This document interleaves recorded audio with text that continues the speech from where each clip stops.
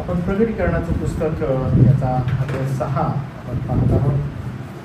मागच्या बायबल स्टडीला आपण अध्याय 6चं जे इंट्रोडक्शन आहे ते आपण घेतलेलं होतं. त्याची थोडक्यात जी प्रस्तावना आहे 6व्या अध्यायाची ती आपण पाहिली. आता विस्तृत स्वरूपात आपण अध्याय 6 पाहणार आहोत. मागच्या वेळेस म्हणालो की अध्याय 6 जो आहे तो आपल्याला अनेक गोष्टी रिव्हील करतो, अनेक गोष्टी आपल्याला तो सांगतो आणि त्याच्यामध्ये प्रत्येक जो शिक्का आहे तो आज आपण पाहण्याचा प्रयत्न करूया.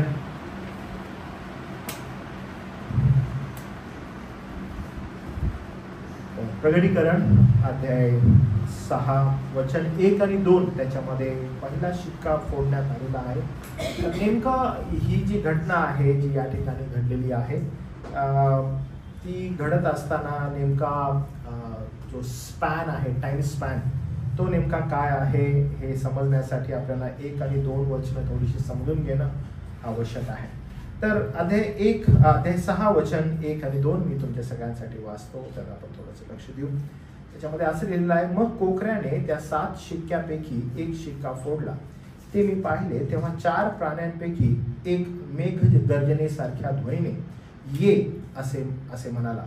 ते मी ऐकले. मी पाहिले तो एक पांढरा घोडा आणि त्यावर बसलेला स्वार माझ्या दृष्टीस पडला. त्याच्या जवळ धनुष्य होते. मग त्याला मुकुट देण्यात आला. तो विजय मिळवत आणखी विजयावर विजय मिळवण्यास निघून गेला. आणि अध्याय 4 आणि 5 मध्ये स्वर्गातील देव पिता आणि प्रभू येशू ख्रिस्त यांच्या उपासनेचं अद्भुत दृश्य आपल्याला दिसतं. अध्याय 4 मध्ये आपण परमेश्वर पित्याची जी उपासना आहे ती उपासना त्या ठिकाणी आपण पाहतो. कशा रीतीने त्याची भक्ती होत आहे ते आपण अध्याय 4 मध्ये पाहतो. आणि अध्याय 5 मध्ये त्याच्या मध्ये जे सिंहासन आहे, ज्याला राजासन असं म्हटलेलं आहे, त्याच्यामध्ये जो कोकरा आहे तो उभा राहिलेला आपण पाहतो. आणि अध्याय 5 मध्ये त्याची जी प्रशंसा आहे, त्याची जी उपासना आहे, त्याची जी भक्ती आहे ती आपण त्या ठिकाणी पाहतो. आता ह्या 2 गोष्टी पाहिल्यानंतर आपण विशेष करून मागच्या वेळेस जो अध्याय 5 आहे त्याच्यामध्ये आपण भक्ती पाहिलेली होती, त्याची स्तुती पाहिलेली. तर तुम्हाला आठवत आहे किती स्तुती त्याच्यामध्ये त्याची होती, किती नंबर होता त्या स्तुतीचा त्या ठिकाणी अध्याय 5 मध्ये आठवतं?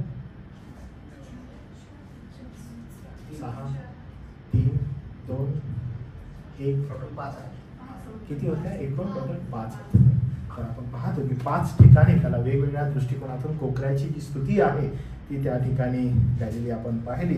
आणि मग अध्याय 6ला सुरुवात होते आणि आपण हेही पाहिलं की जो त्याच्या हातामध्ये जो सिंहासनावर बसलेला आहे त्याच्या हातामध्ये जे स्क्रोल होता, तो स्क्रोल कुणी घ्यावा आणि तो कुणी उघडावा, शिके कोण फोडावे हे माहीत नसल्यामुळं योहान जो आहे तो रडत होता. आणि आपण त्याही संदर्भात काही गोष्टी पाहिल्या.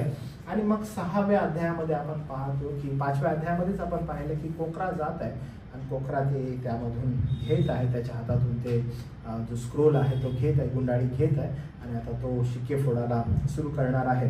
आणि म्हणून त्यानं ते घेतल्यानंतर अध्याय 6ला सुरुवात होते.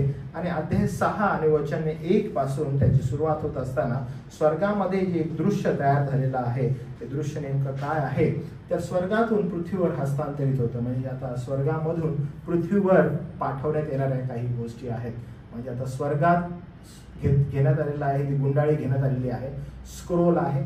त्या स्क्रोलमधून जो शिक्का आहे पहिला तो फोडण्यात येणार आहे आणि फोडण्यात येणार आहे. आणि तो फुटल्यानंतर अध्याय 19 पर्यंत म्हणजे 6व्या अध्यायापासून अध्याय 19 पर्यंत पृथ्वीवर काही गोष्टी घडणार आहेत. म्हणजे स्वर्गामध्ये आतापर्यंत आपण पाहिलं की काही गोष्टी होत आहेत. आता पृथ्वीवर 19व्या अध्यायापर्यंत काही गोष्टी घडणार आहेत त्याचं चित्रण आपण पाहणार आहोत. आपण ज्यावेळेस हे चित्र उभं करतो प्रगटीकरणाचं, म्हणून मी तुम्हाला जे होमवर्क्स दिलेले होते त्या होमवर्क्समध्ये विशेष करून तुम्हाला जे चित्र आता सध्या दिसत आहे प्रगटीकरणाच्या पुस्तकातलं ते तुम्ही नमूद करा असं मी तुम्हाला सांगितलं. यासाठी की जेव्हा कधी तुम्ही प्रगटीकरणाचं पुस्तक खोलाल तर तुमच्या डोळ्यासमोर एक चित्र उपस्थित होणं फार आवश्यक आहे. चित्र कोणत्या प्रकारचं आहे तर ते या ठिकाणी दिलेलं आहे. तर एकदम सिस्टमॅटिक रीतीनं आपण ते पाहत आहोत. तर जेव्हा अध्याय 6 मध्ये आपण येतो आणि अध्याय 6 ओपन झाल्यातल्या आपण पाहतो की ज्या गोष्टी आतापर्यंत स्वर्गात घडत होत्या, आता त्याचं जे ट्रान्झिशन आहे किंवा त्याचा जो प्रकार आहे तो काय होणार आहे, स्वर्गातून आता पृथ्वीवर येणार आहे. म्हणजे 19 अध्यायापर्यंत आता स्वर्गामध्ये जे काही घडत आहे त्याचं डायरेक्ट कनेक्शन जे आहे ते पृथ्वीवर होणार आपण ते पाहणार आहोत. आणि मग पृथ्वीवरील राज्य स्थापना जी आहे त्याचं मुख्य केंद्र 20व्या अध्याय जो आहे तिथपर्यंत आपण ह्या गोष्टी पाहणार आहोत. तर पहिल्या शिक्क्याचं जे वर्णन आहे, तो पहिला शिक्का फोडण्यात येत आहे त्याचं वर्णन आज आपण पाहणार आहोत की पहिला शिक्का फोडण्यात आल्यावर नेमक्या घटना काय घडत आहेत, पहिला शिक्का फोडल्यावर कोण आहे जो पांढऱ्या घोड्यावर बसलेला आहे. तर कोकरा जो आहे तो कोकरा प्रभू येशू ख्रिस्त 7 शिक्के जे मुद्रा आहेत त्याला शिक्के म्हणण्यात येतात. तर मुद्रांपैकी पहिला शिक्का, पहिला शिक्का उघडतो. जी मुद्रा किंवा शिक्का उघडल्यावर पट वाचले जात नाहीत तर कृतीत आणले जातात.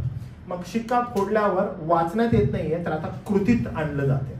म्हणजे डायरेक्टली काय, डायरेक्टली आता ऍक्ट आहे. मी तुम्हाला हे पुन्हा सांगत आहे की अनेकदा मला जे लोक काही भेटत असतात प्रगटीकरणाचं पुस्तक वाचताना असं अनेकदा वाटत असतं की हे मिथ आहे वाटतं. अनेकांना काय वाटतं, मिथ म्हणजे काल्पनिक कथा, घडवलेली कथा असं अनेकांना वाटत असतं. पण पवित्र शास्त्राकडे ह्या दृष्टिकोनातून ज्यावेळेस आपण पाहतो तर हे का मिथ नाहीये किंवा का हे बनवलेली स्टोरी नाहीये, कोणीतरी सांगत आहे आणि बनवलेली स्टोरी सांगत असं का नाहीये, तर त्याचं कारण असं आहे की जे आपण या ठिकाणी वाचत आहोत याचा संबंध किंवा हे एकाच ठिकाणी लिहिण्यात आलेलं नाहीये, तर हे जे लिखाण आहे हे अनेक ठिकाणी लिहिण्यात आलेलं आहे. म्हणजे यशया असो, इर्मया असो, दानियल असो, एजेकिएल असो, यांच्यामध्ये अशाच प्रकारचं लिखाण आहे. आणि हे जे योहान या ठिकाणी लिहित आहे याच्या कैक वर्षांअगोदर हे लिखाण लिहिण्यात आलेलं होतं. हे असंच प्रगटीकरण पौलाला झालेलं आहे आणि पौलानं पण थेसलोनिकरास पत्रामध्ये काही गोष्टी नमूद केलेल्या आहेत. म्हणजे हे जे लिखाण आहे हे लिखाण एकच व्यक्ती लिहित आहे आणि मग काल्पनिक तो कथा बनवत आहे असं नाहीये. काय घटना घडलेल्या आहेत की अनेकांना परमेश्वरानं अशा प्रकारचं प्रगटीकरण दिलेलं आहे. प्रगटीकरणाचं पुस्तक विस्तृत प्रमाणात आपल्याला प्रगटीकरण करतं. म्हणून 6व्या अध्यायामध्ये अशीच गोष्ट घडणार आहे का? ॲब्सोल्युटली असंच होणार आहे. ज्यावेळेस पहिला शिक्का फोडण्यात येईल तर घटना काय घडणार आहे किंवा घटना कोणत्या घडणार आहेत आणि कोणता तो टाइम स्पॅन आहे, कोणती ती घटका आहे, कोणती ती वेळ आहे ज्या वेळेला हे घडण्यात येणार आहे. तर मी तुम्हाला ना आता सध्या ह्या शास्त्र भागामध्येच हे येणार आहे, पण मी तुम्हाला काय करतो, ही नेमकी घटना कुठली आहे आणि कधी हा शिक्का फोडण्यात येतो याचा संदर्भ कसा आहे हे थोडंसं समजून घेऊया. तर ह्याच्यामध्ये पहिला सगळ्यात तुम्ही दानियलाचं पुस्तक काढा आणि त्याचा 9वा अध्याय, डॅनियल चॅप्टर 9.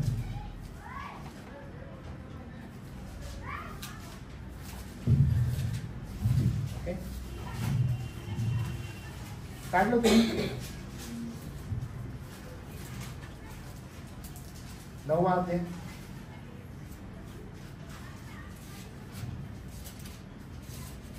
फार इम्पॉर्टंट अध्याय आहे तो 9वा अध्याय पूर्ण. पण आपण एकदम खाली येणार आहोत 9व्या अध्यायाच्या आणि काही जी वचनं आहेत वचन 24 पासून तिथून आपण थोडंसं वाचूया.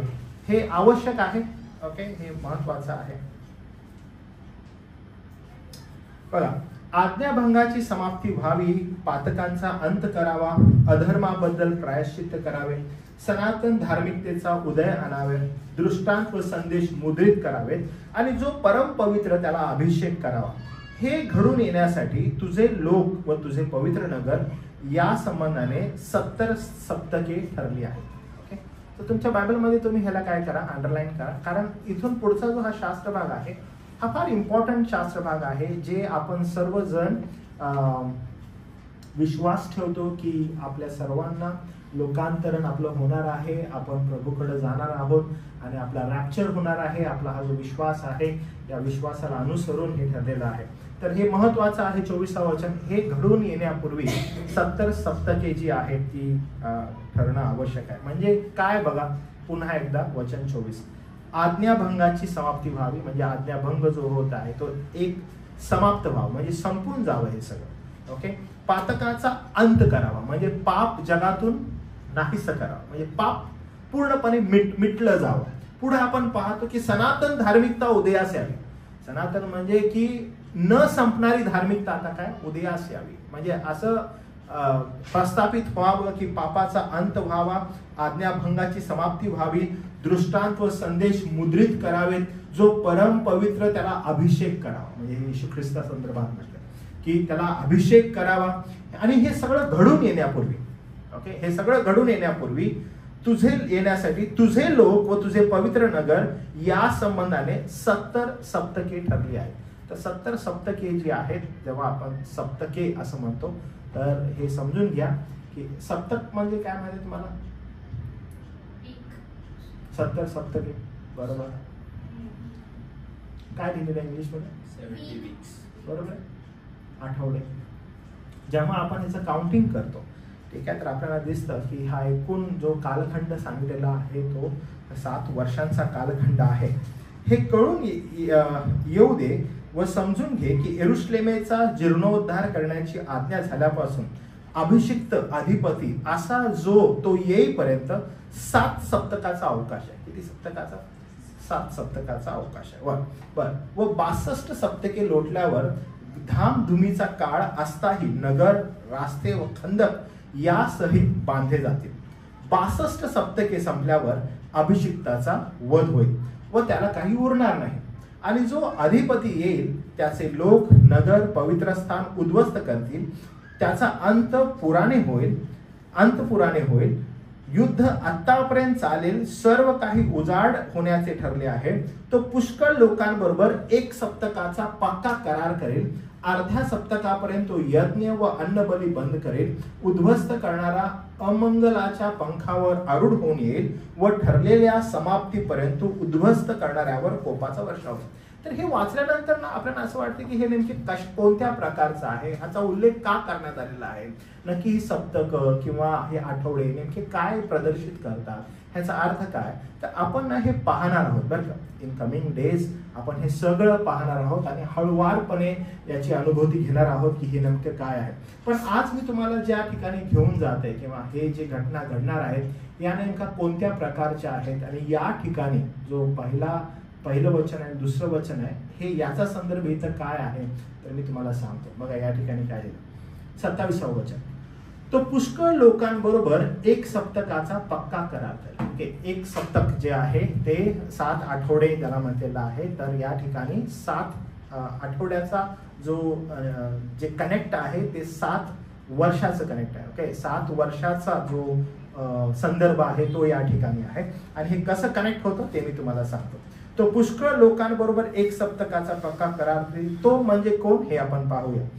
अर्धे सप्तकापर्यंत तो यज्ञ व अन्नबली बंद करेल. यज्ञ करायचा बंद करेल, अन्नबली करायचा बंद करेल. खूप सारी शांतता दिसेल.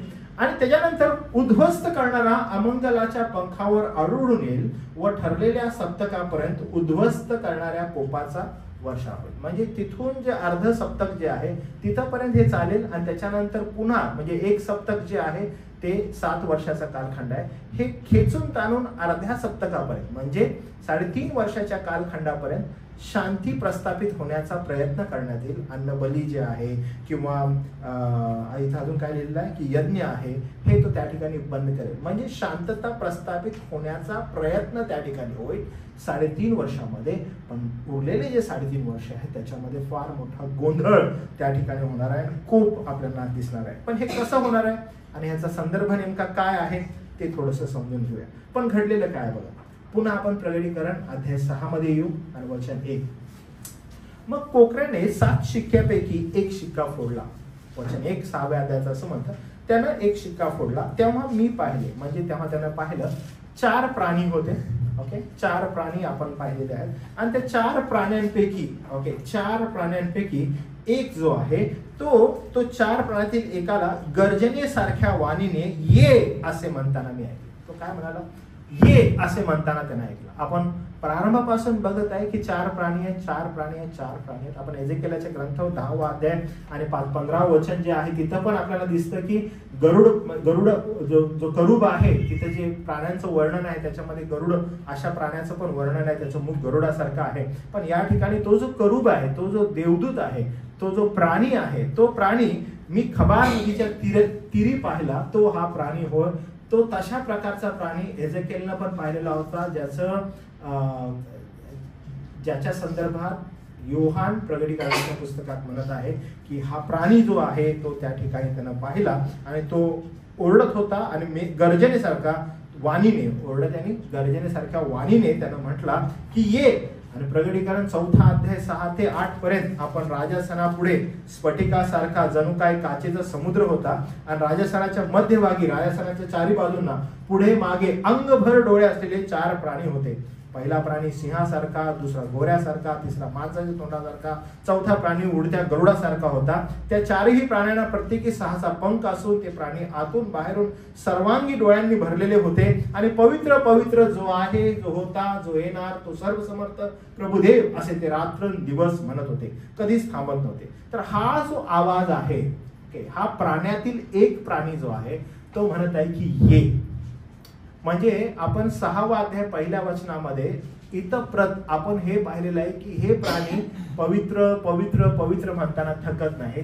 6व्या अध्यायाचा पहिला शिक्का फोडल्यावर त्यातून एक जो प्राणी आहे तो मेघ गर्जनेसारखा आहे. ओके, त्याची गर्जना फार मोठी आहे आणि त्या गर्जनेच्या वाणीने तो आवाज देतो आणि म्हणतो ये. आतापर्यंत ते स्तुती करत आहेत, या क्षणाला जेव्हा शिक्का फुटतो त्यावेळेला ते ये असं म्हणतात. तर ही जी वेळ आहे, ही जी घटका आहे, ही नेमकी काय आहे? कारण गडगडासारखा किंवा गरजणारा सारखा तो आवाज म्हणत आहे की ये. आतापर्यंत योहानाला ह्याच्या अगोदर पण म्हणण्यात आलं होतं की ये म्हणून, आणि त्यानं स्वर्गामध्ये प्रवेश केलेला आपण पाहिलेला आहे की ये म्हणाल्यानंतर त्यानं स्वर्गाचं दार पाहिलं जे उघडलेलं होतं आणि त्याच्यामध्ये त्यानं ती गोष्ट पाहिलेली होती की स्वर्गामध्ये राजासन आहे आणि स्वर्गामध्ये राजासन आजूबाजूला काय आहे.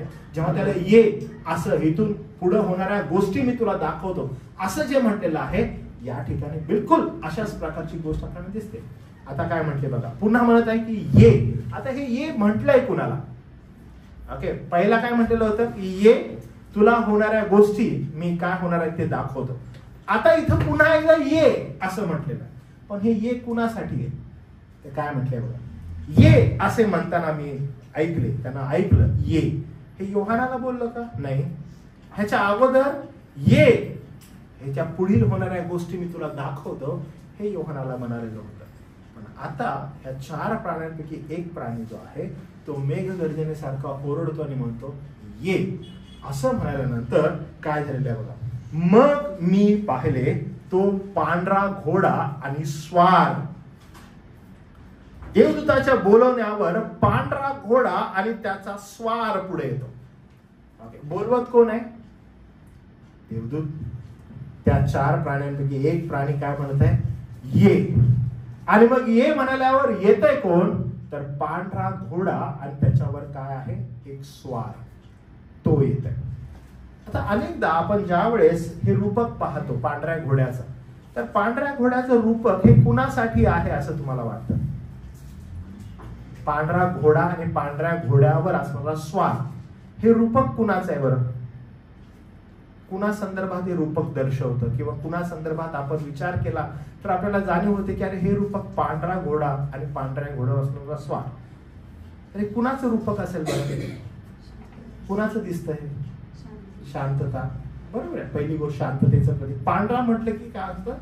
शांतता. ओके, आणि मग हे पांढऱ्या घोड्यावर स्वार हे कोणाचं प्रतीक असेल बरं? कुणाचं असं दिसतं? येशूचं दिसतं. बरोबर आहे, पांढरा घोडा आणि त्याच्यावर असणारा स्वार आपल्याला कशाचं प्रतीक दिसतं? येशूचं प्रतीक दिसतं. आपल्याला रूपक कशाचं दिसतं? रूपक असं आहे की पांढरं म्हटल्या आपण हे शांततेचं प्रतीक. आणि मग पांढरा घोडा आणि त्याच्यावरचा स्वार आपल्याला दिसतो आणि अनेक जण या ठिकाणी थोडंसं कन्फ्युज होतं. उदाहरणामध्ये सिंह हे रूपक जे आहे हे कुणाचं आहे बरं? सिंह हे रूपक कुणाचं आहे? शक्ती आहे. ओके, पण हे कुणाला संबोधण्यात येतं बायबल मध्ये? सिंह, बरोबर. ओके, राजा.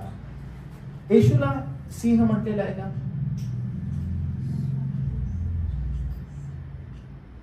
नाही. मी संदेश दिलेला होता. काय म्हटलं? यहुदाचा सिंह. बरोबर, सिंह म्हटलं त्याला रूपक. ओके, मग आपण ज्या ज्यावेळेस कधी सिंह येतो त्यावेळेस आपण ते येशू ख्रिस्ताला ऍप्लिकेबल आहे असंच धरायचं का बायबलमध्ये? काय वाटतं? पहिलेचे जे गॉस्पेल होते त्याच्यामध्ये जो सिंह आहे त्यामध्ये जो कोकरा आहे म्हणजे तो म्हणजे काय शेपर्ड आहे. पण त्या रेव्होल्युशन मध्ये आलं तर त्याचं बघ त्याचं ते रूप चेंज होतं म्हणजे ते सिंह होतं. त्याचं रूपक चेंज होत असतं. पण आपण ज्यावेळेस सिंह पाहतो ओके तर आपल्याला काय दिसतं की सिंह म्हणाल्यावर आपण येशू जो आहे तिकडं आपण अनेकदा जातो की येशूला त्या ठिकाणी सिंह म्हटलेलं आहे. पण तुम्हाला हेही समजून घेणं आवश्यक आहे की सिंह हे सैतानाला पण उद्देशून म्हटलेलं आहे. ओके ते की तो गरजणाऱ्या सिंहासारखं कोणाला गिळावं हे शोधित फिरत. ठीक आहे.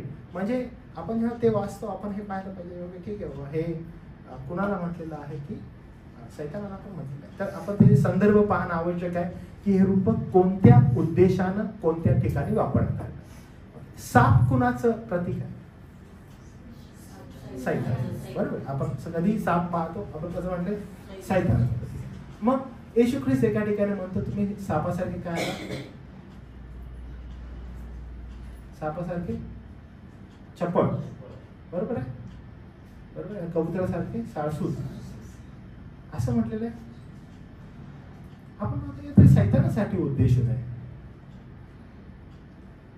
म्हणजे आपण ज्यावेळेस रूपक पाहतो रूपक पाहत असताना त्या रूपकांकडे ज्या दृष्टिकोनातून ते लिहिण्यात आलेलं आहे तो दृष्टिकोन त्याचे संदर्भ लक्षात घेणं फार आवश्यक आहे. जेव्हा जेव्हा आपण कधी पांढरा घोडा आणि पांढऱ्या घोड्यावर बसलेला स्वार असं ज्या वेळेस आपण पाहतो हे जरुरी नाहीये की ते रूपक आपण डायरेक्टली प्रभू येशू ख्रिस्ताबरोबरच जोडावं. ठीक आहे का? तर ह्याचं कारण या ठिकाणी आहे. म्हणून मी सदैव हे सांगत असतो की तुमची चाचपडणी असणं फार आवश्यक आहे. प्रत्येक वेळेस कोणी संदेश देत आहे कोणी वचन सांगत आहे तर तुम्ही फार काळजीपूर्वक गोष्टी पाहिल्या पाहिजेत आणि त्या आत्मसात केल्या पाहिजेत त्याच्यावर विश्वास ठेवला पाहिजे. ठीक आहे. प्रत्येकाची चाचपडणी होणं आवश्यक आहे की कोण कसं संदेश देत आहे काय देत आहे. उदाहरणामध्ये काही दिवसांअगोदर मी मेंढरांमध्ये लांडगे असतात असं जे उदाहरण आहे येशू ख्रिस्त देत आहे की सांभाळून राहा ते मेंढराच्या वेशानं तुम्हाकडे येतील पण आंतरिक लांडगेच आहेत असं जे आहे. तर मी एका संगती बोलत होतो आणि मग मी बोलत असताना बी अवेअर हे महत्वाचं आहे. ओके तर मेंढरांच्या वेशानं तुम्हाकडे येतात पण आंतरिक क्रूर लांडगे.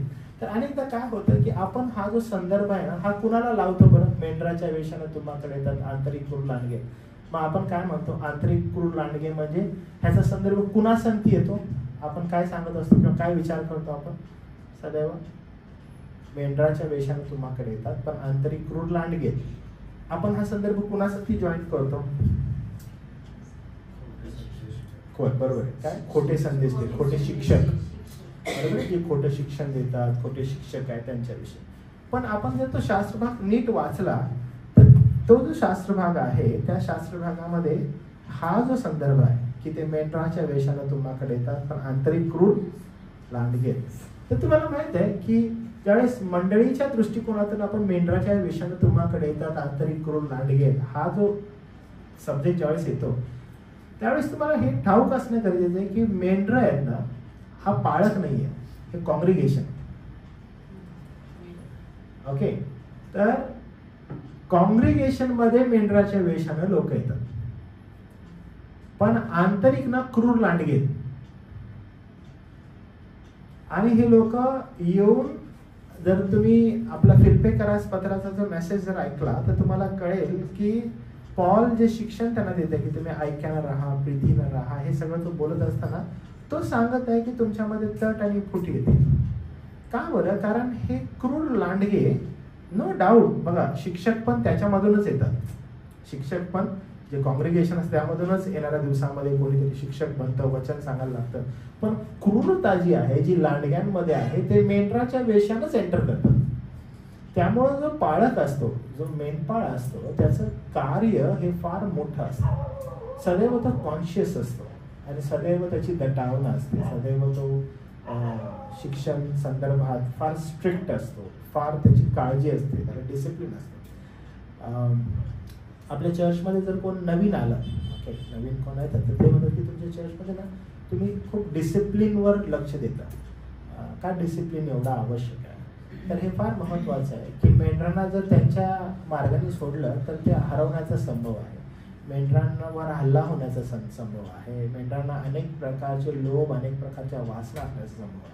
मग असं जर आहे तर त्यांना योग्य बांधणी किंवा योग्य गोष्टीमध्ये कसं आणता येईल तर त्यासाठी दिलेली ही जबाबदारी असते की त्यांना एक संघ, एक विचार ऐक्यतेमध्ये कशा रीतीने ठेवावं.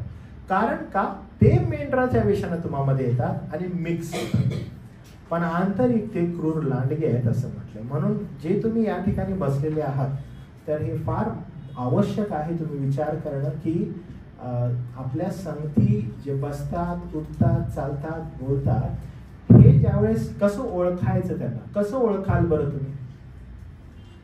मेंढराच्या वेशानं तुम्हाकडे येणारे आंतरिक क्रूर लांडगे आहेत, कसं ओळखणार तुम्ही?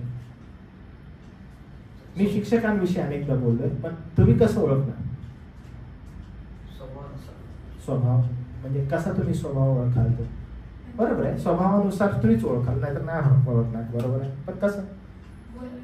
बरोबर बरोबर आहे. तुम्ही त्यांचे ऍक्ट्स बघा, त्यांच्या कृती बघा, पण कृती आयडेंटिफाय कशा करा, म्हणजे आयडेंटिफिकेशन कसं करा की म्हणजे आता समजा आपण मंडळीमध्ये एकत्रित येतो, ओके, एकत्रित बसत आहे, एकत्रित उठत आहे, पण ह्या व्यक्तीचे विचार, ह्यांची कृती, ओके, ही कृती तुम्ही ओळखाल कशी की ही आम्हाला अयोग्य वाटत आहे की आम्हाला योग्य नाही वाटत आहे? कशी ओळखाल बरं?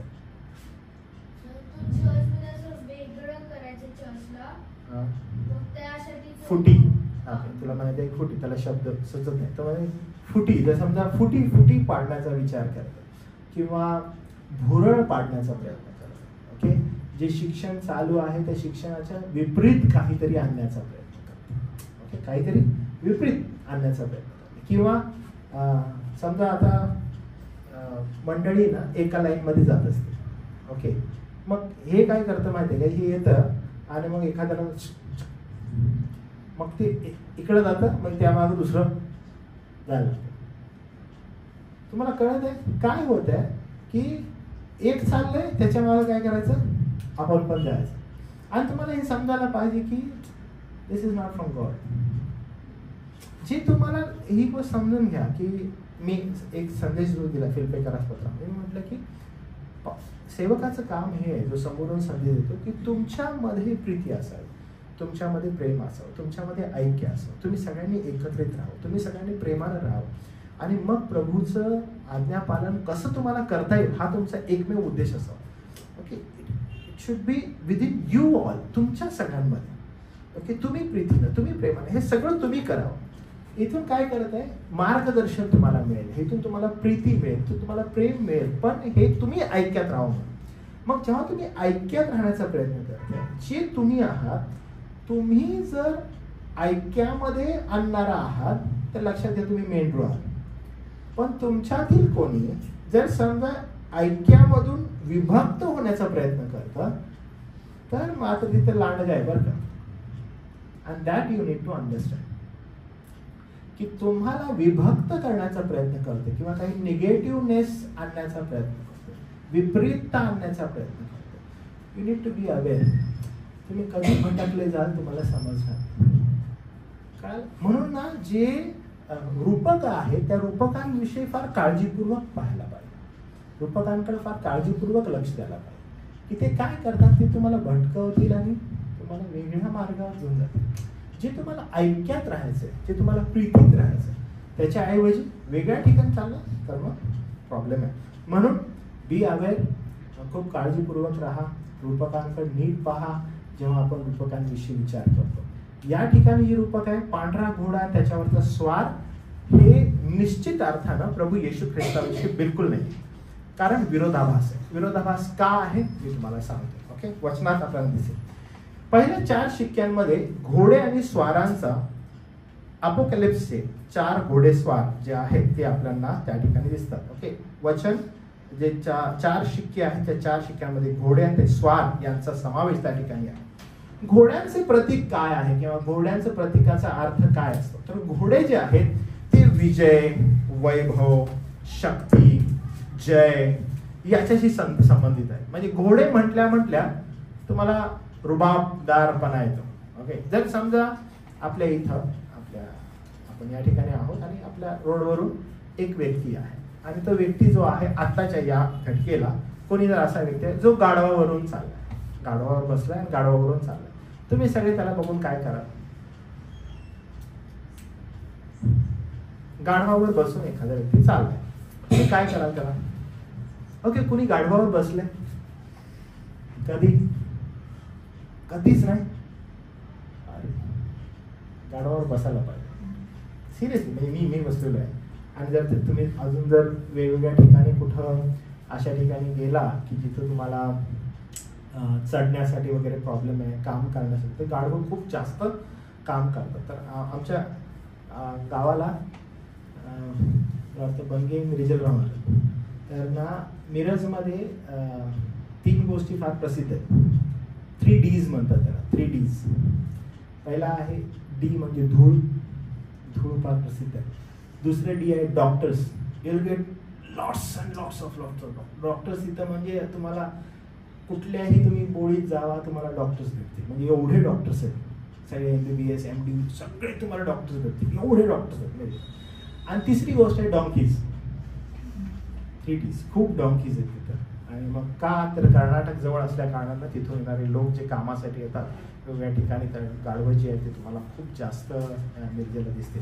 तर हे 3 जे आहेत त्यामुळे मला गाढवावर बसण्याचा अनुभव आहे. म्हणजे लहान असताना मी गाढवावर वगैरे बसून आम्ही त्यांना काय त्रास दिलाय आणि त्या गाढवावर बसून आम्ही फिरायचो वगैरे, खूप मस्ती करायचो.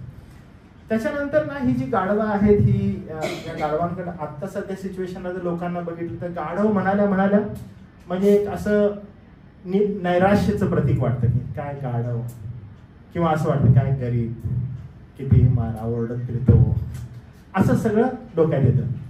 पण कोण व्यक्ती जर गाढवावरून चाललाय फील की अरे काय गाढवावरून चाललाय, म्हणजे यू नॉट गिव्ह रिस्पेक्ट, तुम्ही त्याला तेवढं मान नाही द्या. पण एखादा व्यक्ती घोड्यावर बसला, ओके, घोड्यावर बसलाय आणि घोड्यावर बसल्यानं तो रुबाबदारपणा आपोआप येतो. घोड्यावर बसल्यानं रुबाबदारपणा आपोआप येतो. काय येतो? तर घोड्याची जी बैठक असते ना ती बैठकच तशा प्रकारची आहे. म्हणजे घोड्याची जो वरची बैठक आहे ती बसणार, तुम्ही घोड्यावर असं नाही बसू शकत, तुम्हाला स्ट्रेटच बसावं लागतं. आणि ते स्ट्रेट बसणं जे आहे ते तुम्हाला दिसतं की तो रुबाब जो आहे तो पटकरून दिसतो. म्हणून घोडा जे प्रतीक आहे ते प्रतीकच विजयाचं आहे, वैभवाचं आहे, शक्तीचं आहे आणि जय याच्याशी संबंधित आहे. प्रभू येशू ख्रिस्त जो आहे तो होसाना ज्यावेळेस लोक म्हणत होते तर तो गेला कशावर? तर गाढवीच्या शिखरावर तो त्या ठिकाणी गेला. नम्रतेचं प्रतीक होतं की नम्रपणे त्या ठिकाणी सेवा कराव्यास नाही, सेवा करून घ्याव्यास नाही तर कराव्यास तो त्या ठिकाणी गेला. पण 19व्या अध्यायात प्रकटीकरणाचे आपण पाहतो की तो पांढऱ्या घोड्यावर बसून येणार. अध्याय ज्यावेळेस 6 मध्ये आपण पाहतो तो या ठिकाणी आपल्याला दिसत नाही, पण अध्याय 19 मधला जो पांढरा घोडा आहे आणि त्यावर बसलेला जो स्वार आहे तो प्रभू येशू ख्रिस्त आणि ते विजयाचं वैभवाचं प्रतीक आहे. पण या ठिकाणचं प्रतीक काय करतं? तर या ठिकाणी विजय आहे, वैभव आहे, घोडे आहेत, शक्ती आहे, जय आहे, यांच्याशी हे संबंधित आहे. म्हणून प्रकटीकरण 19वा अध्याय जेव्हा आपण पाहतो प्रभू येशू ख्रिस्त त्या ठिकाणी दिसतो त्यानंतर तिथं असं लिहिलं आहे, नंतर मी स्वर्ग उघडलेला पाहिला, तो पहा एक पांढरा घोडा आणि विश्वसनीय व सत्य असा म्हणलेला एक स्वार त्याच्यावर बसलेला मला दिसत आहे. पहिली गोष्ट समजून घ्या, कोणीही प्राणी किंवा कोणीही देवदूत सार्वभौम परमेश्वर पिता जो आहे त्याच्या पुत्राला ये असं म्हणण्याची क्षमता नाहीये बरं का. ओके, कोणच म्हणू नाही शकत. कारण ज्यावेळेस ती गुंडाळी उघडण्यासाठी जी शिक्के आहे ते फोडण्यासाठी कोण सक्षम आहे अशी ज्यावेळेस वार्ता स्वर्गात चालू झाली तर त्यावेळेस योहान फार रडला. तो म्हणतो मी खूप रडलो. आणि त्यानंतर मग वडिलांपैकी एक जण म्हणाला की रडू नकोस, कारण का तो पहा यहुद्याचा सिंह, दाविदाचा अंकुर तो आहे आणि तो येतो. आणि तो जाऊन म्हणत नाही can you please give me that scroll my Lord my father. तो एवढा सामर्थ्यशाली आहे, तो त्या राजासनाच्या मधून आलेला आहे. जसा काही वधलेला कोकरा असं म्हटलेलं आहे, तो उठतो, तो जातो, तो हात लांब करतो आणि तो जाऊन तो ती गुंडाळी घेतो. आणि म्हणून त्या 4 प्राण्यापैकी एक प्राणी जो आहे, जो म्हणत आहे की ये, तो या पांढऱ्या घोड्यावर जे 19व्या अध्यायात लिहिलेलं आहे त्या संदर्भात बोलत नाहीये. कारण 19व्या अध्यायात जे लिहिलेलं आहे ते जे त्याचं स्पष्टीकरण आहे ते असं आहे, मी स्वर्ग उघडलेला पाहिला. योहान ज्या गोष्टी पाहतो आणि 19व्या अध्यायात असं म्हटलं, तो पहा एक पांढरा घोडा आणि विश्वसनीय व सत्य असं म्हटलेला एक स्वार त्याच्यावर बसलेला मला दिसला. त्याचं इंट्रोडक्शनच काय की तो कसा आहे, तो विश्वसनीय आहे आणि तो सत्य आहे. म्हणजे घोडा हे प्रतीकच कसं आहे, विजय आहे, वैभव आहे, जय आहे, यानं भरलेला आहे. त्याच्यावर तो नीतीने न्याय निवाडा करतो, लढतो. स्वर्गातील सैन्य पांढऱ्या घोड्यावर बसून पांढरी शुद्ध अशी तागाची तलम वस्त्रे अंगावर घालून त्याच्या मागे चालली होती. आणि हे ते प्रतीक आहे. मग पांढऱ्या घोड्याचा किंवा घोड्यांचा अजून काय प्रतीक आहे, पवित्र शास्त्रामध्ये अजून वेगवेगळ्या ठिकाणी घोड्या संदर्भात दिलेला आहे, तर ते आपण जाणून घेऊया. योग 39 आणि 19 ते 25 मध्ये योगाच्या पुस्तकामध्ये अशा रीतीने म्हटलेलं आहे, घोड्याला बळ तू देतोस का. त्याच्या मागे परमेश्वर देवबाप योगासंती बोलत आहे बरं का. घोड्याला बळ म्हणजे शक्तीचं प्रतीक आहे ते. घोड्याला बळ तू देतोस काय, त्याच्या मानेवर हलणाऱ्या आळेचे पांघरून तू घालतोस काय, त्याला पोळाप्रमाणे उड्या मारण्यास तू शिकवतोस काय, त्याच्या फुरफुरण्याचा तोरा भयंकर असतो, तो मैदानात टापा मारतो, तो आपल्या बलाचा अभिमान मिरवतो, तो हत्यारबंद शिपायांशी सामना करण्यास पुढे जातो, तो भीतीस हसतो व घाबरत नाही, तलवारीपासून मागे हटत नाही, भातात चमकणारा भाला बर्ची ही त्याच्यावर आपटून खणखणतात, तो उग्रतेने व क्रोधाने जमीन तोडून जातो, रणशिंगांचा नाद ऐकताच तो अनावर होतो, रणशिंग जेव्हा जेव्हा वाजते तेव्हा तो आहा म्हणतो, लढाई सरदारांची गर्जना रणशब्द यांचा वास तो दुरून काढतो. आता हे वर्णन जे आहे ते घोड्यांचं यासाठी आहे.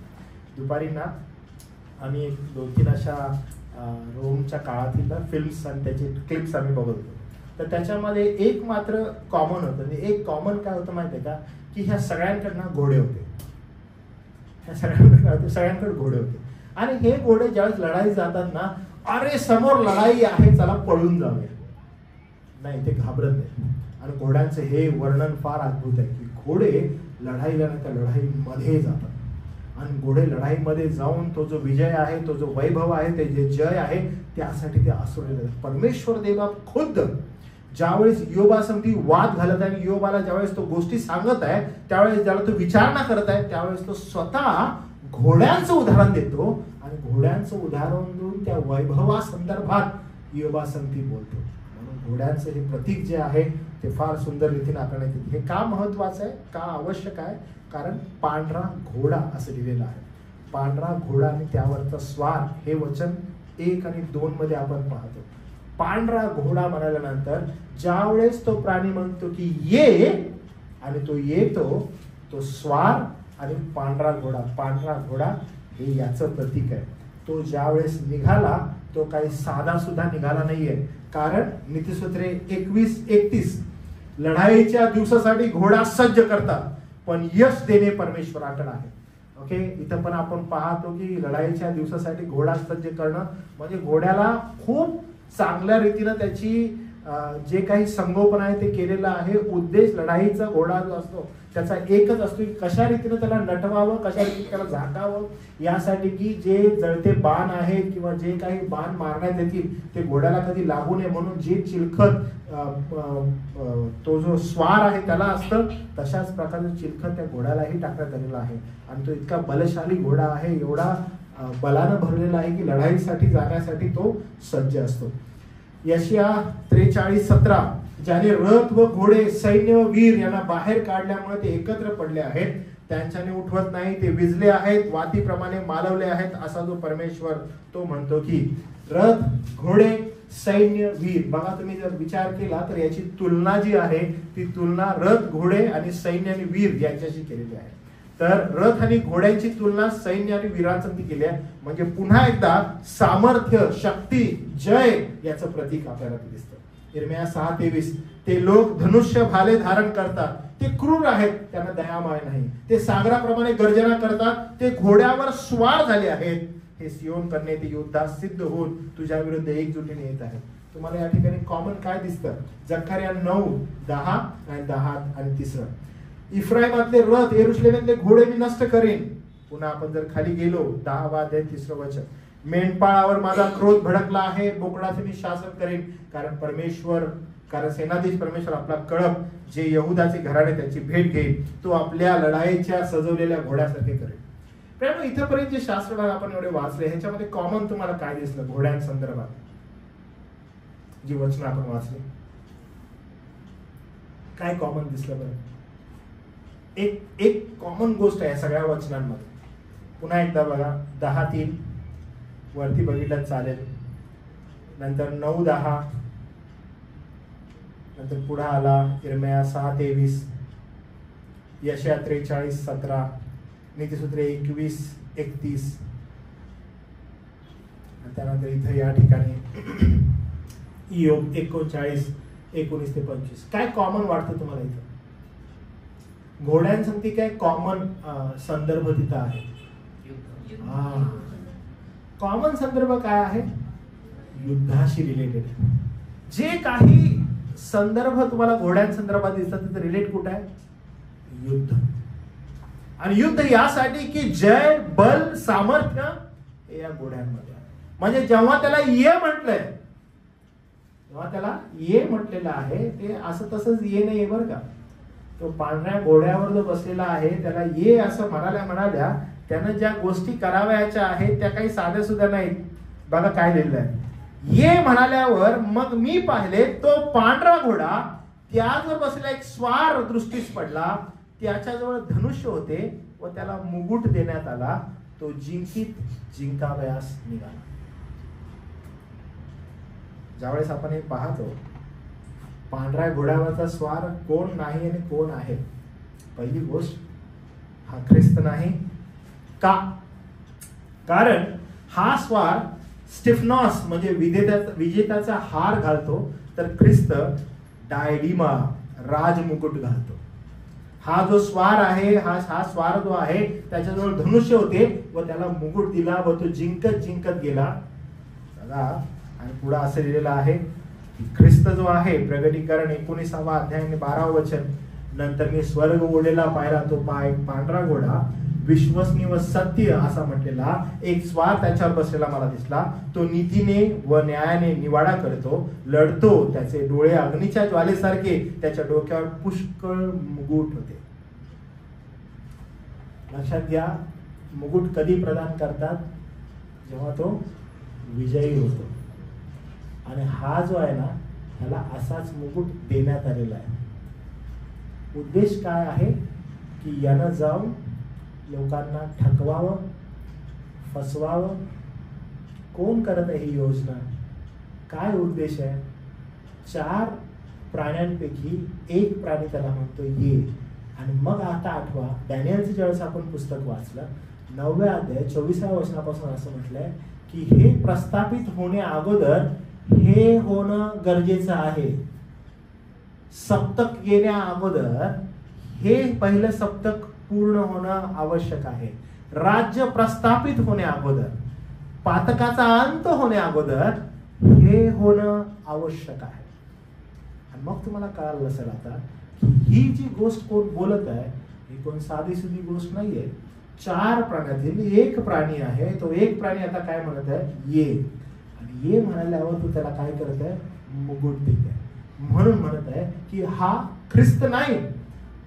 हा स्वार धनुष्य घेऊन येतो, तर ख्रिस्त तोंडाची तलवार घेऊन येतो. याला धनुष्यही देण्यात आलं. आणि प्रभू येशू ख्रिस्ता संदर्भात ज्यावेळेस आपण त्याचं व्यक्तिमत्व पाहतो, अध्याय 5 मध्ये की येशू ख्रिस्त कसा आहे, आणि मग आपण जातो आणि पहिल्या अध्यायामध्ये प्रगटीकरणाच्या पाहतो येशू ख्रिस्त कसा आहे, तर त्याचं ज्यावेळेस विश्लेषण येतं, त्याच्या डोळ्यामध्ये आग आहे, त्याच्या जिभेमध्ये तलवार आहे, असं सांगण्यात आलेलं आहे, असं लिहिण्यात आलेलं आहे. आणि या ठिकाणी हा पांढऱ्या घोड्यावर बसलेला जो आहे त्याला मुकुट देण्यात आलेला आहे, त्याला धनुष्य देण्यात आलेलं आहे. आणि ख्रिस्त तो नाहीये. कारण का हा स्वार धनुष्य घेऊन फिरतो, तर ख्रिस्त तोंडात ती तलवार घेऊन येतो. 19:15 मध्ये असं लिहिलं आहे, त्याने राष्ट्रांना मारावे म्हणून त्याच्या तोंडात तीक्ष्ण धारीची तलवार निघते. तो त्याच्यावर लोखंडी दंडाने अधिकार गाजवेल आणि सर्व समर्थ देव त्याच्या तीव्र क्रोधरूपी द्राक्षारसाचे कुंड तो तुडवतो. 19व्या अध्यायात हे लिहिलेलं आहे की ख्रिस्त ज्यावेळेस येईल आणि ख्रिस्त ज्यावेळेस न्याय करेल तो कसा असेल.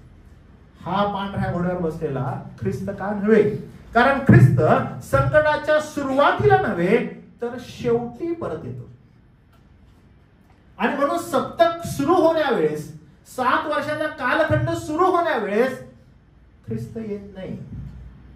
सप्तक संपल्यानंतर, संकटाचा काळ संपल्यानंतर, 7 वर्षाचा कालखंड संपल्यानंतर ख्रिस्त येतो. आणि मग काय झालं बघा, सुरुवातीला नव्हे तर शेवटी येतो. प्रकटीकरण 19:11, नंतर मी स्वर्ग उघडलेला पाहिला, तो पहा एक पांढरा घोडा आणि विश्वसनीय व सत्य असा म्हटलेला एक स्वार त्याच्यावर बसलेला मला दिसला. तो नीतीने न्यायनिवाडा करतो व लढतो. पुढील घोड्यांवरील स्वार नाश आणि न्यायाशी संबंधित आहे. संकटाच्या घटना हा जो आहे तो ख्रिस्त विरोधक आहे. पुढील जो म्हणजे आता जो आपण वाचणार आहोत, पाहणार आहोत, हा ख्रिस्त विरोधक आहे. म्हणजे अध्याय 1 वचन, अध्याय 6 वचन 1 आणि 2 हा ख्रिस्त विरोधक आहे. हा ख्रिस्त विरोधक कसा आहे बरं, कारण धनुष्य बाणाशिवाय आणि विजेत्याचा मुकुट त्याच्याकडे आहे. तो मृत्यू आणि रक्तपाताशिवाय विजयी आहे. आणि आपण ज्यावेळेस 19वा अध्याय पाहतो, हा न्यायनाट करणारा जो ख्रिस्त आपण पाहिलाय, न्याय निवाडा करणारा जो ख्रिस्त 19व्या अध्यायात पाहिलेला आहे, हा नंतर राष्ट्रांचा न्याय निवाडा करणार आहे. पण 1 आणि 2 मध्ये हा काय करत आहे, हा निघालेला आहे, धनुष्य त्याजवळ आहे आणि मुकुट देण्यात आलेला आहे. तो जिंकावयाला निघालेला आहे. शांती आणि समृद्धीच्या आश्वासनाद्वारे तो जगात प्रवेश करेल. आणि मग आता पुन्हा एकदा आपण डॅनियल जो आहे त्याचा 9वा अध्याय आणि 24 पासून पुढे वाचूया. तो काय करेल, तो येईल आणि तो येऊन काय करेल, शांती आणि समृद्धीच्या आश्वासनाद्वारे जगात प्रवेश करेल. तुम्हाला ना एक उदाहरण देतो म्हणजे तुम्हाला हे समजेल. पॉलिटिकल किती बोलावं मला माहित नाही, पण मी तुम्हाला सांगतो की 2004 बरोबर, 2004लाच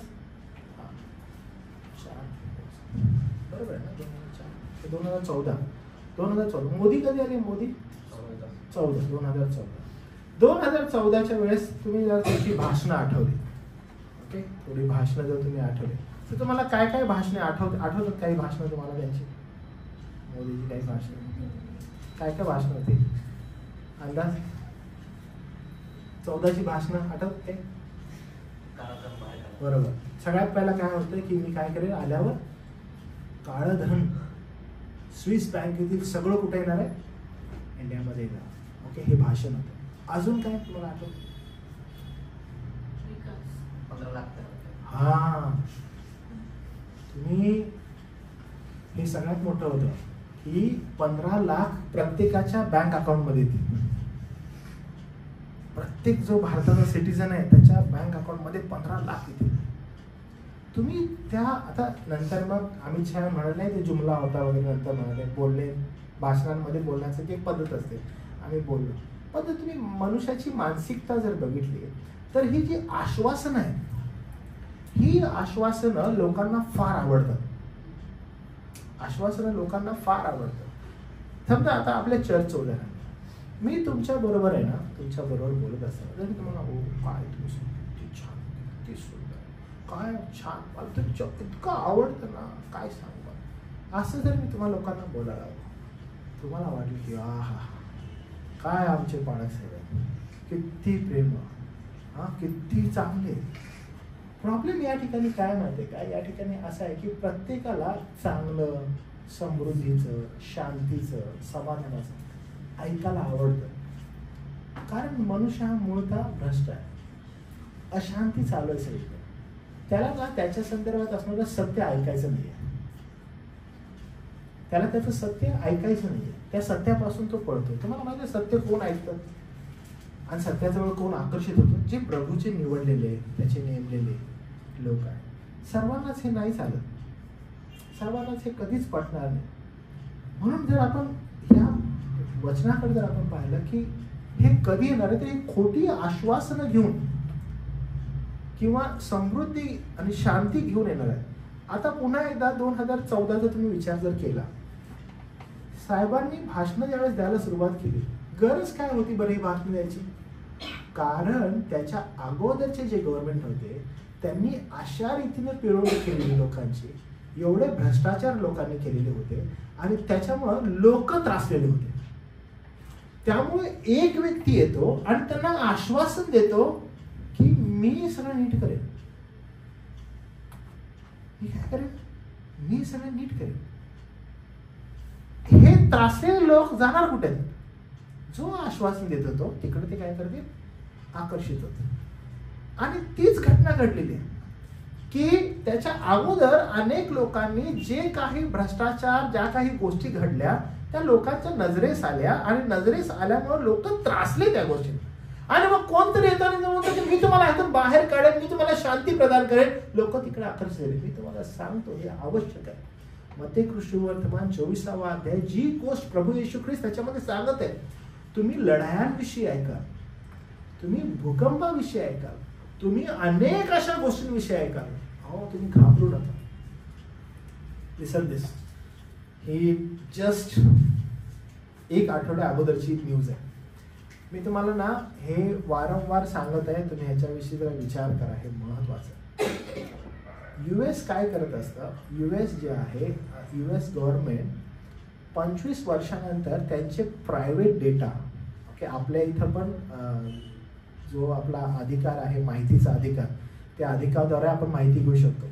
US मध्ये माहितीचा अधिकार नाही, पण US मध्ये एक गोष्ट आहे की ते लोक जे काही सिक्रेट डॉक्युमेंटेशन त्यांचं असतं गव्हर्नमेंटचं, ते रिव्हील करतात, डायरेक्टली त्यांच्या साईटवर टाकतात आफ्टर 25 इयर्स. म्हणजे 25 इयर्समध्ये जे काही घडतं ते साईटवर टाकतात. त्यांनी पुन्हा एकदा एक रिसेंट डॉक्युमेंट टाकलंय, त्याच्यामध्ये UFO जे आहे, एलियन्स ज्याला म्हणतात ना, ते अस्तित्वात आहेत असं त्यांनी टाकलेलं आहे. आणि मग त्याच्यामध्ये त्यांनी हेही सांगितलं की आकाशामध्ये एलियन्सचा वास्तव्य आहे. त्याच्यानंतर त्यांनी सांगितलं समुद्रातही एलियन्सचं वास्तव्य आहे. आणि त्यांनी त्या दोन्ही गोष्टी डिक्लेअर केल्या. आणि मग ख्रिस्ती समुदायामध्ये अनेक जण हे विचारतात की हे कसं होईल. आता ह्या काय होतं म्हणजे ह्या बातम्याच्या हे जे सिक्रेट आहे हे रिव्हील व्हायला लागलंय. अनेक जण दबक्या आवाजात बोलतायत, अनेक जण ओपनली बोलतायत. पण हे सगळं चालू असताना जे ख्रिस्ती विश्वासणारे आहेत त्यांनी ह्या गोष्टीकडे कसं पाहावं. मी तुम्हाला सांगतो, हे वाढत राहणार येणाऱ्या दिवसामध्ये. हे एवढं जास्त वाढत राहील की लोक अस्थिर व्हायला लागतील. आणि ज्यावेळेस हा ख्रिस्त विरोधक येईल, हेल से की मी हे सगळं काय करतो, शांत करतो, मी हे सगळं मॅनेज करतो. जगावर येणं हे महत्वाचं आहे बरं का. ख्रिस्त विरोधक काय नाही, ख्रिस्त विरोधक कंट्रीज विषयी नाही बोलणार बरं का. ओके, आम्ही भारताचे, तू पाकिस्तानचा, तू यांनी युद्ध करतो. ओके, तू US चा, आम्ही तिकडचे, तू यांनी युद्ध करतो. तू इस्लामिक राष्ट्र न्यायचं, असं नसणार आहे. हे ही जी घटना आहे ही जगावर येणार आहे. ख्रिस्त विरोधक येईल ना, तो जगाला सिंपती देणार आहे, एका कंट्रीला नव्हे. जग त्याचं मुरीद होणार आहे. ख्रिस्त विरोधकाचं मुरीद होणार नाही, जग मुरीद होणार आहे. ह्या जी चिन्ह आपण पाहतो ना सध्या, ही चिन्ह वरच्या रिलेटेड आहेत की ज्या होणाऱ्या गोष्टी आहेत त्याच्याकडे मनुष्य कसा आकर्षित होतो. माझ्याकडे उत्तर आहे बरं का त्याचं. जर तुम्ही बघितलं तर येणाऱ्या काळामध्ये जेव्हा ह्या घटना येतील आणि लोक घाबरून जातील, पवित्र शास्त्रानं ऑलरेडी या गोष्टी नमूद केल्या. उदाहरणामध्ये अंतरिक्षातील राज्याचा अधिपती असं म्हटलेलं आहे, आकाशातील दुरात्मे असं म्हटलेलं आहे. आणि जर तुम्ही प्रगटीकरणाचं पुस्तक नीट वाचलं त्याच्यामध्ये दिसेल की जे श्वापद आहे ते जर कुठून येणार आहे तर ते कुठून येणार आहे, पाण्यातून, समुद्रातून वर येताना बघितलेलं आहे. म्हणजे जे काही शास्त्रात लिहिलं आहे it's going to be 100% true. म्हणजे हे असंच होणार नाहीत गोष्टी. आणि लोक त्यावेळेस त्यांना असं नाही वाटणार की हे काहीतरी नवीन ते लोक ऐकायला, त्यांना असं वाटतं की अरे हे बघा हे असं जगात झालेलं आहे, US ऑलरेडी सांगितलेलं आहे, USA बोललेलं होतं आणि ते डॉक्युमेंट होतं. But they not go and see this document की हे किती वर्षांअगोदर ऑलरेडी लिहिलेलं होतं. कोण पश्चाताप नाही करणार, त्याच्याकडे नाही पाहणार. आणि हे अपेक्षित आहे. ऑलरेडी हे प्रिपरेशन होत आहे. जग फार वेगळ्या परिस्थितीला जात आहे आणि त्यामुळे आपण पाहतो की ज्यावेळेस तो जगात प्रवेश करेल, तो जगात प्रवेश करतानाच काय म्हणेल? शांती, समृद्धी, समाधान. आणि बघा तुम्ही 24व्या वचनापासून, आज्ञाभंगाची समाप्ती व्हावी, पातकाचा अंत करावा, अधर्माबद्दल प्रायश्चित करावे, सनातन नीतिमत्ता उदयास आणावी, दृष्टांत व संदेश मुद्रित करावे आणि जो परम पवित्र त्याला अभिषेक करावा. हे घडून येण्यापूर्वी तुझे लोक व तुझे पवित्र नगर या संबंधाने 70 सप्तके ठरले. 70 सप्तकांचा तो वेळ आहे. तो पूर्ण झाल्यानंतर बघा, एक सप्तक म्हणजे 70 वर्ष. तर या ठिकाणी 70 वर्षांचं सप्तक जे आहे ते होणं आवश्यक आहे. 70 सप्तकांचं ते गरजेचं आहे. 70 सप्तक कधी पूर्ण होतात जर आकडेवारी केली तर आपल्याला कळेल. येणाऱ्या दिवसामध्ये आपण ती करायची आहे. आणि मग असं म्हणतात 70 सप्तकांचा अवकाश आहे. 62 सप्तके लोटल्यावर धामधुमीचा काळ असताही नगर, रस्ते व खंदक यासह बांधतील. 62 सप्तके संपल्यावर अभिषिक्ताचा वध होईल. 62 सप्तक संपल्यानंतर अभिषिक्ताचा वध होईल व त्याला काही उरणार नाही. आणि जो अधिपती येईल त्याचे लोक व नगर पवित्र स्थान उद्ध्वस्त करतील. त्याचा अंत पुराणे होईल. युद्ध आतापर्यंत चालेल. सर्व काही उजाड होण्याचे ठरले आहे. तो पुष्कळ लोकांबरोबर 1 सप्तकाचा पक्का करार करेल. तो काय करणार? तो येणार आणि तो म्हणणार की मी करार करतो तुमच्याबरोबर 1 सप्तकाचा, 7 वर्षांचा तुमच्या बरोबर करार आहे. आणि तो म्हणतो की 7 वर्षांचा माझा करार लिहून घ्या की मी तुम्हाला शांती प्रदान करेन. आणि ज्यावेळेस तो म्हणेल करार करेल, अर्ध्या सप्तकापर्यंत तो यज्ञ व अन्नबली बंद करेल. तो काय करेल? करार करेल, शांती प्रस्थापित मी करतो असं सांगेल. आणि हा कोण आहे? हा दुसरा तिसरा कोणी नसून पांढऱ्या घोड्यावरचा स्वार आहे, ज्याला म्हटलं ये, आणि तो आला आणि त्याने करार केला आणि खोटी शांती प्रस्थापित केली.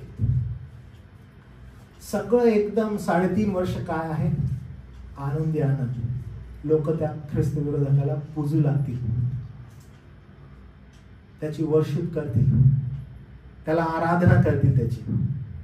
आणि मग असं म्हटलंय, उद्ध्वस्त करणारा म्हणजे तो अमंगळाच्या पंखावर आरूढ होऊन येईल व ठरलेल्या समाप्तीपर्यंत उद्ध्वस्त करणाऱ्यावर कोपाचा वर्षा होईल.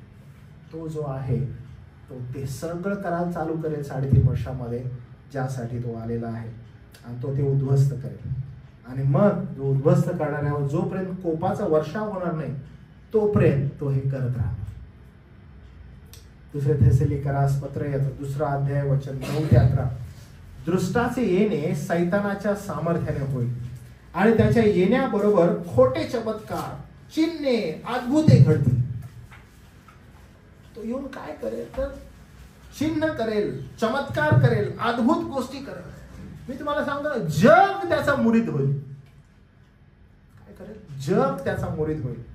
आणि जे नरकाच्या वाटेवर आहेत त्यांच्या विरुद्ध प्रत्येक प्रकारची दुष्टता, फसवणूक व्हावी म्हणून तो आणील. आणि त्यांनी सत्यावर प्रेम करण्याचे नाकारले यासाठी की त्यांचे तारण होणे शक्य व्हावे. आणि या कारणासाठी देवाने त्यांना भ्रम पडेल असे केले, यासाठी की जे खोटे आहेत त्यांच्यावर त्यांनी म्हणजे देव पण त्या ठिकाणी लोकांना काय करेल? भ्रमात पाडून दे. ज्यांचं तारण होणार नाही सगळे भ्रमात पडतील आणि लोक त्याला आकर्षित होतील. इव्हन मंडळीचे त्यावेळेसचे लोक जातील निघून आणि त्याच्या भजनी लागतील. जागतिक शांतीद्वारे विजय मिळवून जग त्याला नेतृत्वाचे बक्षीस देईल. जग म्हणेल की तूच घ्यायचं असता, जगाला तूच मार्ग दाखव. म्हणजे हे तुम्ही बिलकुल लक्षात घ्या. अख्खं जग त्याला ज्यावेळेस मुरीद होत आहे याचा अर्थ काय? की त्याच्या विरोधात, जगाच्या विरोधात काहीतरी होणार, जगाच्या विरोधात काहीतरी होणार आहे. आणि त्यामुळं हा जी गोष्ट करणार आहे म्हणजे जग एका बाजूला आहे आणि विरोध एका बाजूला आहे. आणि हा काय करणार आहे? जेव्हा खोट्यापणानं लोकांच्या समोर तो चिन्ह पण करेल, चमत्कार पण करेल, अनेक अशा गोष्टी करेल. हा 1 आणि 2 वचनामध्ये सांगितलेला पांढऱ्या घोड्यावर स्वार असलेला, पांढरा घोडा शांतीचं प्रतीक. मी शांती घेऊन आलो तुमच्याजवळ. आणि मी तुम्हाला सांगितलं, तुम्ही म्हणाल की नाही असं लोक थोडी फसतील तुला. लोक तरी, मी तुम्हाला म्हटलं आहो तुम्ही एका राजकारणीच्या भाषणाला फसता. तो बोलला करोना जाईल आणि घंटा वाजवा. आपण घंटा वाजवले, टाळ वाजवले आणि लोक फसणार नाही. जेव्हा चिन्ह चमत्कार लागतील काय करणार लोक? जिथं कुठं आसच नाहीये, कारण गोंधळ वाजलेला आहे, लोक करणार काय? तो खोटी शांती आणि संकटाचा काळ येईल. खोट्या शांतीची सुरुवात, संकटाच्या काळाच्या सुरुवातीला आपत्कालीन जगात शांती असेल. जग सुरक्षितता आणि शांतीच्या आशेने फसते. यिर्मया 6:24, 6:14, शांतीचे नाव नसता नसता शांती शांती असे म्हणून माझ्या लोकांचा घाय ते वर वर बरा करतात. शांती शांती शांती म्हण, ते वर वर बरा करतील. एकदाच बोलत नाही बरं का. 8वा अध्याय 11 वचनात सेम बोलतो तो. शांतीचे नाव नसता शांती शांती असे म्हणून माझ्या लोकांच्या कन्येचा घाय ते वर वर बरा करतो.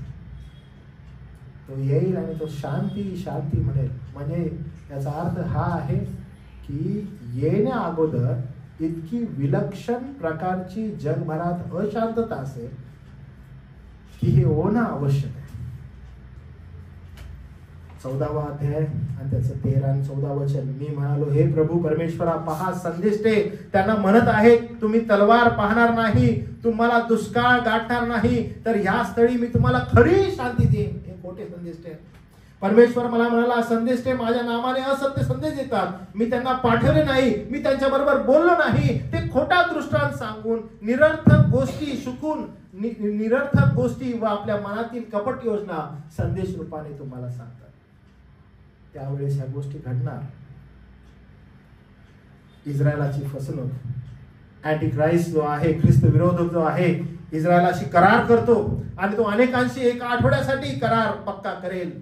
तो पुष्कळ लोकांबरोबर 1 सप्तकाचा पक्का करार करेल. अर्ध्या सप्तकापर्यंत यज्ञ व अन्नबली बंद करेल. उद्ध्वस्त करणारा अमंगलपणाच्या पंखावर आरूढ होऊन येईल व ठरलेल्या समाप्तीपर्यंत उद्ध्वस्त करणाऱ्यावर कोपाचा वर्षाव होईल. संकटाच्या मध्यात करार तो मोडणार. म्हणजे 3.5 वर्षामध्येच तो करार 7 वर्षाचा जो आहे तो मोडणार आणि मंदिर तो अपवित्र करणार, यहुद्यावर हल्ला करणार. तो पुष्कळ लोकांबरोबर 1 सप्तकाचा पुन्हा करार करणार. तो वचन आपल्याला दिसतं.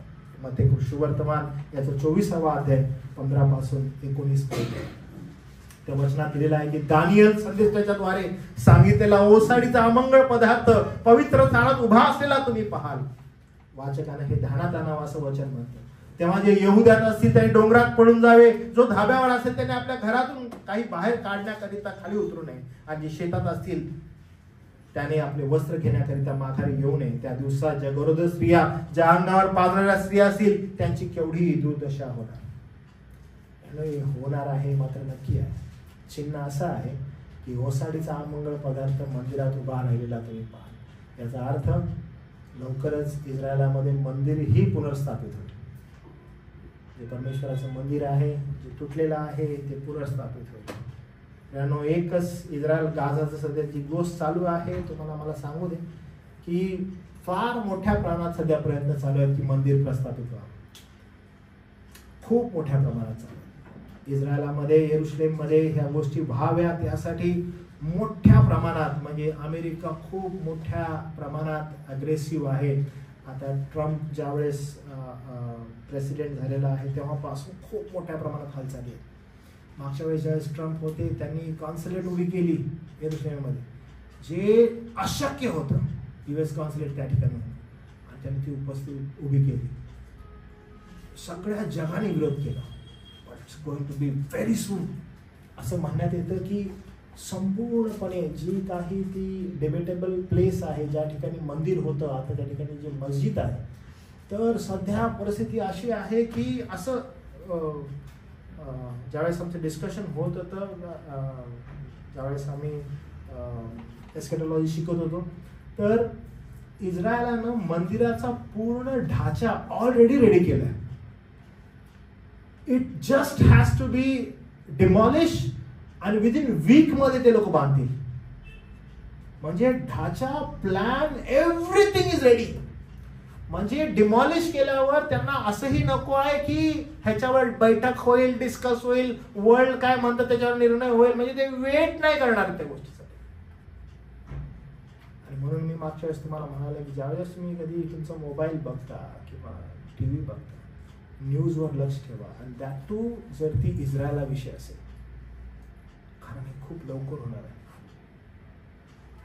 आणि म्हणून वचनात असं म्हटलेलं आहे की ज्या वेळेस ओसाडीचा अमंगळ पदार्थ त्या पवित्र स्थानात उभा राहतो, तो लवकरच उभा नाही राहणार बरं का. हेल टेक 3.5 years. 3.5 वर्षाचा कालखंड तो घेणार आहे. आणि त्याच्यानंतर तो ज्यावेळेस तो उभा राहील त्यावेळेस जगाचं काही खरं नाही. कारण खोटी शांती जी आतापर्यंत दिलेली होती त्याचा अंत होणार आहे. जेव्हा ते म्हणतील शांती आणि सुरक्षितता, तेव्हा अचानक नाश होईल. पहिले थेसलिकरास पत्र 5वा अध्याय 3रा वचन. शांती आहे, सुरक्षितता आहे असे ते म्हणतात, तेव्हा गरोदर स्त्रीला ज्याप्रमाणे अकस्मात वेदना होतात त्याप्रमाणे त्यांचा अकस्मात नाश होतो आणि ते निभावणार नाही. खरी शांती फक्त शांतीचा राजा ख्रिस्त पृथ्वीवर राज्य स्थापन करीपर्यंत येणार नाही, येणारच नाही. त्यामुळे पहिला अध्याय 6वा अध्याय वचन 1 आणि 2, पांढरा घोडा त्याचा स्वार जो आहे तो ख्रिस्त विरोधक आहे. त्याला आज्ञा देण्यात येते, ये, त्याला मुकुट देण्यात येतो, त्याला धनुष्यबाण देण्यात येतो आणि मग तो विजय मिळवायला जातो. आणि हा जो पहिला कर्ण आहे, हा जो पहिला शिक्का आहे, हा पहिला शिक्का फोडल्यानंतर 4 शिक्के आपण फक्त घोडा स्वार, घोडा स्वार, घोडा स्वार असं पाहतो.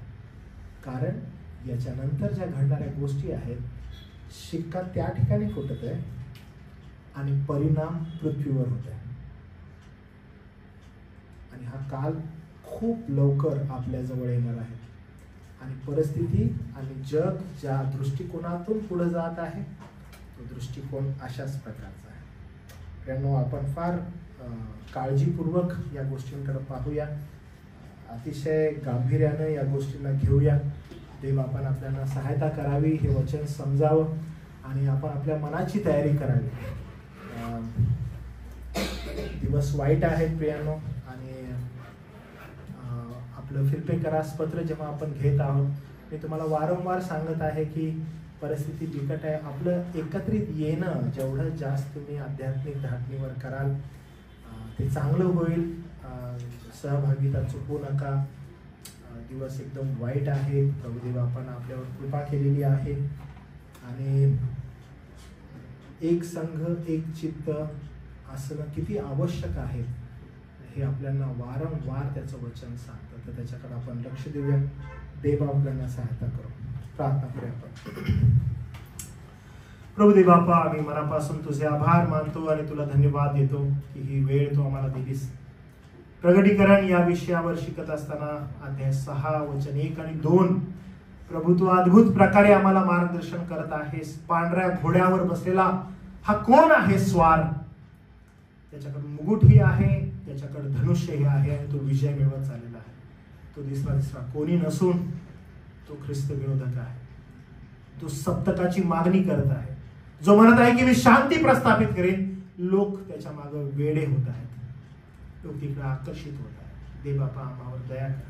आम्ही योग्य रीतीनं प्रभू बापा वचनांकडे पाहावं, त्याचं अध्ययन करावं, यासाठी आम्हाला सहायता मदत कर. आम्ही सर्व गौरव, मान, सन्मान तुला देतो, कारण ते तुझं आहे.